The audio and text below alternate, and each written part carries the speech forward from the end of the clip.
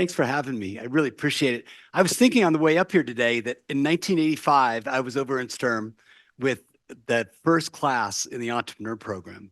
And, it's been, 39 years, and I can't believe that it's been that long. What was so great is I had launched a company out of the entrepreneur program, and 15 years later sold it to Condé Nast. So I've had this nice run of stuff, and I've ended up at Harvard. So I've got a chance to do a lot of really interesting work. And I'm working right now in this area of what's the future of talent, future of work? How are we all going to have jobs? In our vision, I really believe it's going to have a portfolio of jobs that will have some full-time engagements, some part-time engagements, but really this kind of new way of thinking. We just came out with a book about 2 months ago, hit the bestseller list. Harvard Business Review was kind enough to publish it, but open talent, leveraging the global workforce to solve your biggest challenges. It's a book for companies on how to work with people in a new way. I work at a lab called the Laboratory for Innovation Sciences at Harvard, where we study this, and we study a lot of AI things as well. So I'd like to just kind of tell you some stories from the book, hopefully some inspirations, and then have a dialogue afterwards. The goal of the book was to create common language and common process for the future of talent and work. And our goal, we believe that open talent represents a digital transformation of total talent. Right now, in most companies, talent's really bifurcated, right? There's HR on one side of things, and on the other side of things, there's procurement that hires for staffing and outsourcing. It's very confusing, it's balkanized, and it's really hard to understand who's doing what inside of a large company. We try to set a new standard, a new process to think about this stuff. A lot of people ask, what's the difference between the open talent economy and the gig economy? So for us, the open talent economy is the digital transformation of talent through a globally distributed workforce, accessible to companies on demand via digital connections and platforms. It represents the rise of micro-entrepreneurs who look at work as a thing to do, fitting into their lifestyles instead of a place to go or a definition of who they are. Contrast that with the gig economy. It consists mainly of business-to-consumers transactions such as drivers and passengers, or restaurants and takeout food customers. Gig workers are told where to work and how to deliver the product. So how did all this happen? I was on a conversation the other day with somebody out of the Netherlands, and she pointed this out. And these are some of the facts that I think are really interesting. I'm 64 years old, supposed to be retiring next year, probably in no time soon. But I find these trends really worrisome, right? The number of people entering the workforce, the blue line in all these countries, the US, Japan, Western Europe, and China, and the red line is those folks retiring. And the question is, in this kind of dynamic, how are we going to have enough people to support those of us who are retiring? And what are we going to do with this gap, especially in an economy or in a world where immigration is really looked down upon? My hunch is it's going to be a lot more digital in immigration. That we're going to find people around the world to do the work we need to do, but stay where they are. So digitally being able to immigrate to the different jobs, and we're seeing that happen globally. As all of us know, digital technology is radically reorganizing society day to day. And one of the examples that somebody brought up to me the other day when I was giving a speech is, hey, let's say we are all, in Boston, right? And we want to go to a dry cleaners. In 2007, we'd pull out this thing called the Yellow Pages. And some of you guys don't even know what Yellow Pages are, probably never even heard of that. And I read some facts the other day when I was doing some research. How much do you think the Yellow Pages in Boston cost to produce? Anybody guess? Throw out a number. Nobody? $100 million. It was $100 million to produce the phone book in Boston. Obviously, it was very profitable because $250 million of advertising. But contrast that to today, same goal, find a dry cleaner in Boston. Today, it's free. Go to Google, there we go, get information the day before, exactly what happened, what were the experience that people had. Radical changes that we're seeing kind of underpin the future of work. I love this, I use this in the book. Easter morning, 1900, Fifth Avenue, spot the automobile, one automobile, right? 13 years later, Easter morning, 1913, there was one horse in the street.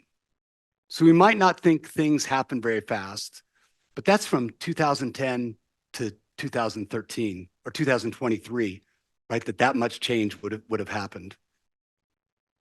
So for me, digital technology has allowed the rise of a new class class of creators and freelancers by radically reducing the cost of production. I want to give you a couple examples that we studied in the book.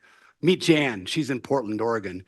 And unfortunately, Jan lost her job during COVID.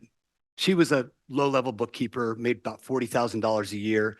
Really tragically, she got COVID as well. Single mom, 2 kids, 2 daughters. She had to go on assistance. She was really worried about what she was going to do.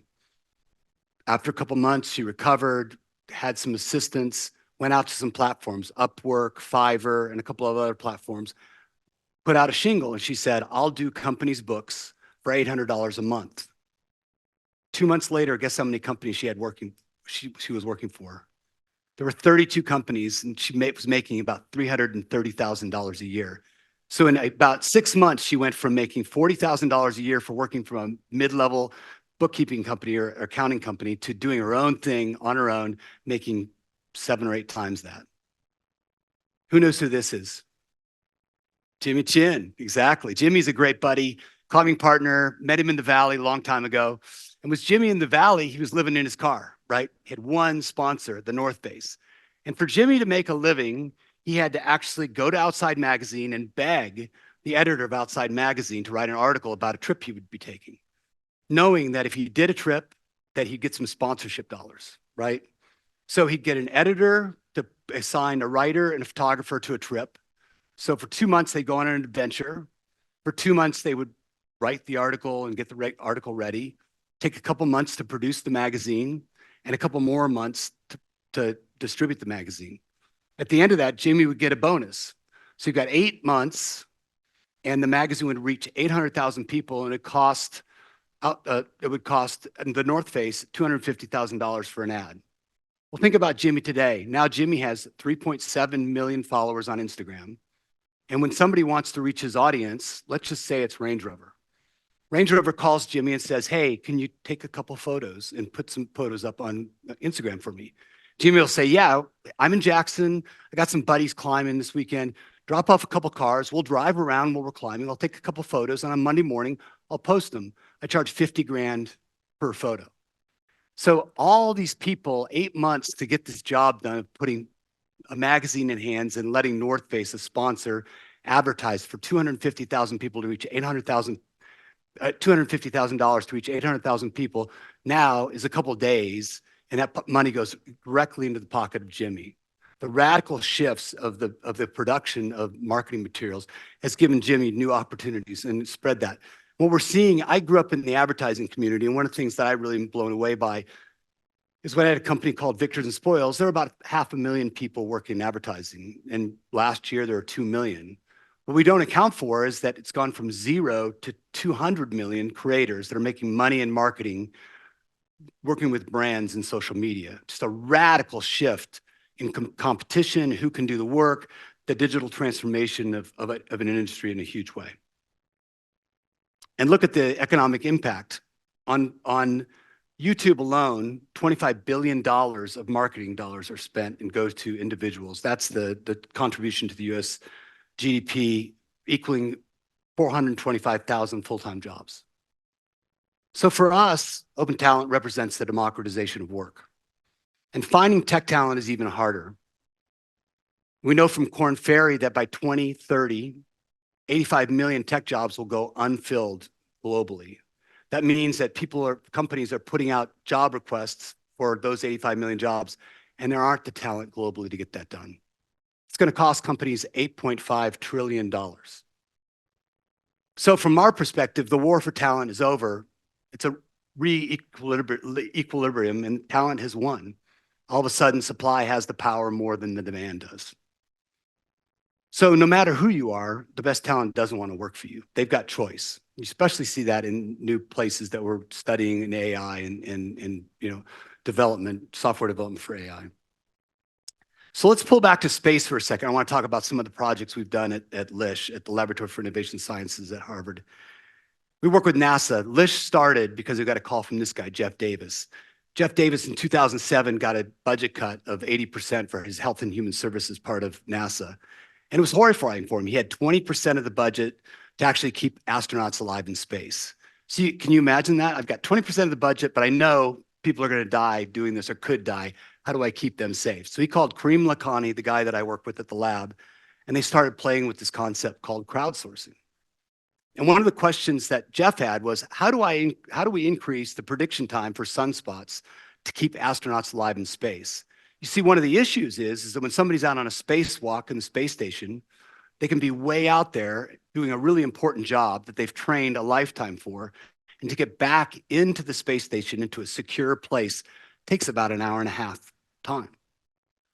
Well, Jeff, over 10 years, had 8 of the best heliophysicists in the world working on this problem, spending about $2 million a year. And the results? Well, they produced an algorithm that could predict sunspots in an hour and a half with 50% accuracy. But what Jeff was fearful of and experienced was that most astronauts flipped the coin and didn't want to come in. Like, they couldn't get back in anyway. If it's a 50-50 odds, why would they go back? They got to get their job done. This is an important job they've been hired to do. So Kareem and Jeff hooked up with this guy through a platform called Wazoku, or it used to be called Innocentive.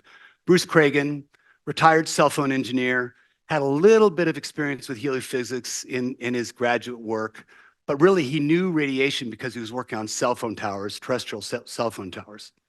Well, how do you think Bruce did? This is one retired engineer. He had 3 weeks to do the project, $35,000.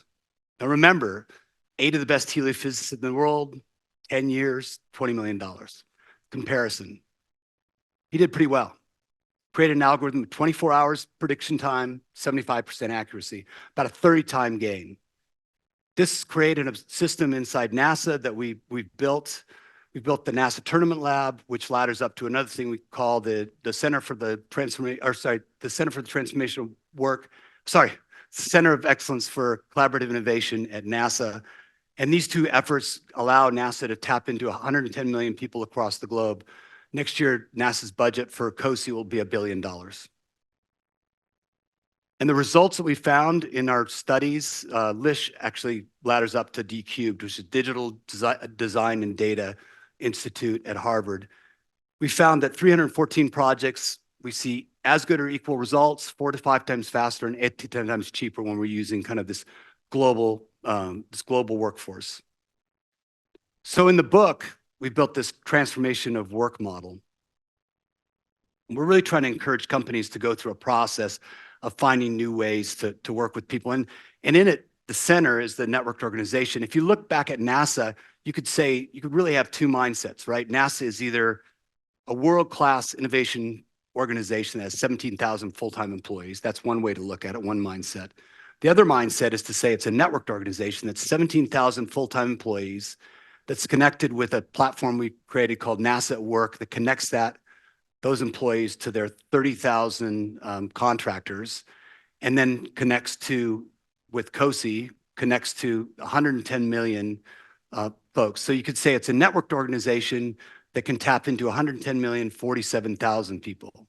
So kind of an interesting contrast in mindset on how to think about things.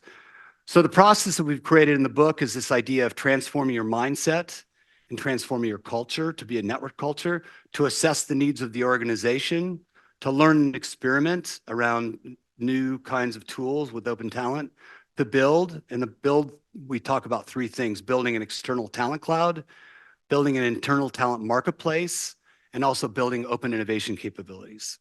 And likewise, scaling. Scaling is only happening with a few companies. UST that we just did a case study on, NASA, SEI is a software company, but it's just an emerging field. From a strategy standpoint, focusing on growth and the mindset of curiosity and a culture of light and fast. But one of the things I want to talk about, because there's some students in the audience, there's so many shifts going on, is how do we work in this new world of work, right? Where we're not going to have permanent jobs, we're not going to have longevity of a career, we're going to have portfolios of work, possibly no career at all. We'll be bouncing around and having lots of things to do. What's this mean for you? I tried to address this a few weeks ago in a Harvard Business Review article that I wrote. And let me just share some of the findings that we found in the research and some of the ideas. First, leverage digital platforms and networks. You got to establish a really strong online presence. All of us have to be publishing articles, points of view, contributing to a network, contributing to a conversation. Whatever field you decide to be in, it's important to do that. Engage with professional communities, be here, be active, meet people, and showcase your work, whether that's on LinkedIn or wherever you decide to do that, Instagram, wherever it is. The second thing is use those open talent and freelance networks as your secret sauce. One of the things we're seeing in our studies, right, is that open talent, lots of companies haven't really adopted open talent as a corporate policy. Yet we know that a lot of people inside that. We did a study with freelancer.com, which is an Australian big platform. They only work with 24 Fortune 500 companies.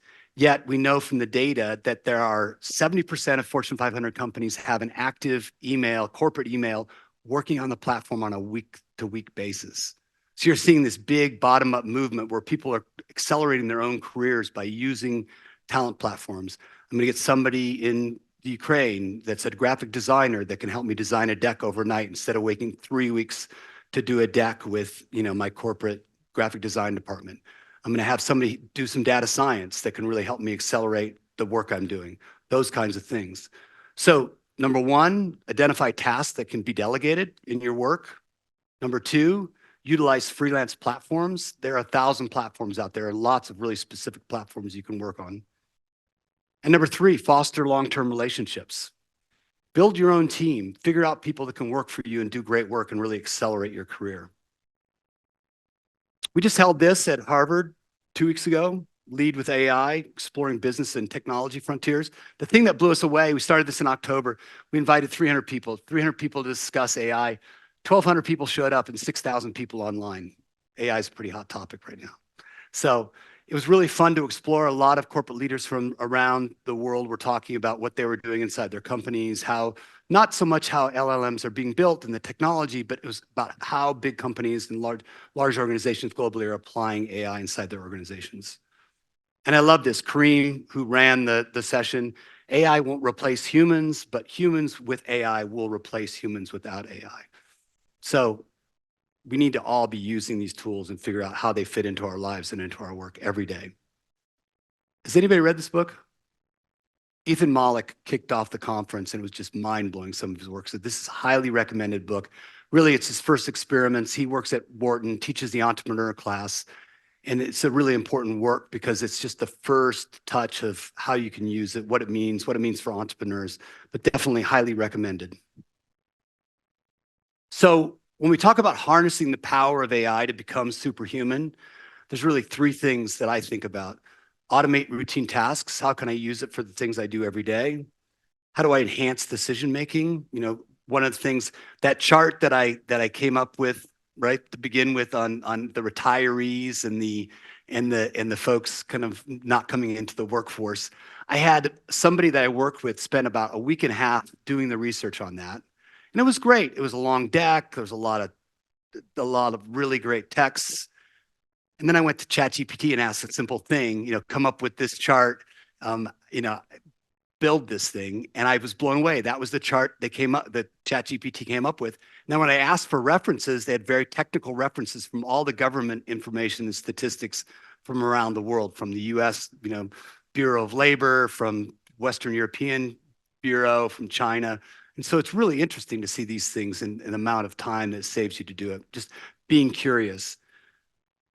The last thing is stay informed and upskill. Really share this openly. I think a lot of people right now are really scared of AI, what it means for us individually and what it means for culture. I hear whispers of people using it, but not openly. I think we need to open it up and share what's happening with OpenAI. It's going to, not just OpenAI, generative AI. I think it's going to have a huge effect not only on work, and it's going to have a huge effect in the fields that we're working with on open talent and in the future of work, and something we're going to keep an eye on. But it's important to all of us to have a dialogue. That's what I got. Thanks for having me